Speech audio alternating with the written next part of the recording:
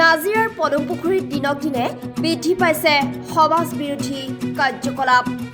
নাজিৰা সমজিলা, নাজিৰা আদৰ্শ আৰক্ষী থানা আৰু নাজিৰা ৰাজচক্ৰ অধীনৰ মেকিপুৰ পদুমপুখুৰীত অবৈধ কুকুৰা যুঁজৰ সুবিধা লৈ প্ৰত্যেক দেওবাৰে জুৱাৰ আড্ডাত নামি পৰিছে ডেকাৰ পৰা বুঢ়ালৈ।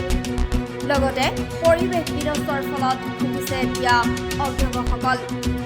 এই জুৱা খেলত মগ্ন হৈ পৰিছে একাংশ স্কুলীয়া ছাত্ৰ। দূৰ দূৰণিৰ পৰা অহা একাংশ জুৱাৰীৰ সমাগম ঘটিছে মেকিপুৰত।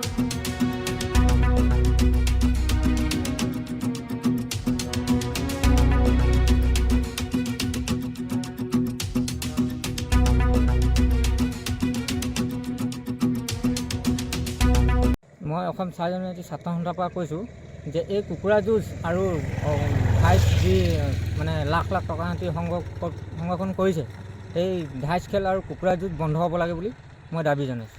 যিহেতু এইটো নাজিৰা মহকুমাৰ অন্তৰ্গত মেকিপুৰ যিহেতু চকীমুখ পদুমপুখুৰী অঞ্চল, হয়, ইয়াত কিমান দিনৰ পৰা জুৱা খেল আৰু কুকুৰা যুঁজ হৈ আছে? এইটো হৈছে প্ৰায় 2-3 সপ্তাহ হৈছে আজি।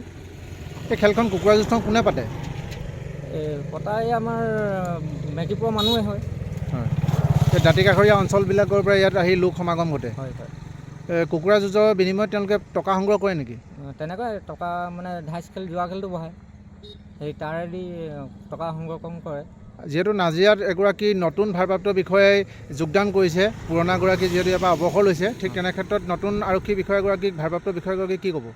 মই নতুন ভাৰপ্ৰাপ্ত বিষয়াগৰাকীক এটা কথাই কৈছোঁ যে এই কুকুৰা যুঁজ আৰু অবৈধ ধাইচ খেল যোনটো হেৰি হৈছে সেইটো শীঘ্ৰে বন্ধ কৰিব বুলি মই দাবী জনাইছোঁ। যিহেতু আপোনালোকে আৰ্টছাৰ ফালৰ পৰা পূৰ্বতো দাবী উত্থাপন কৰি আহিছিলে, এই কুকুৰা যুঁজ আৰু ধাইচ খেল বন্ধ কৰিবলৈ আৰক্ষীয়ে সক্ষম হোৱা নাই নেকি? নাই হোৱা।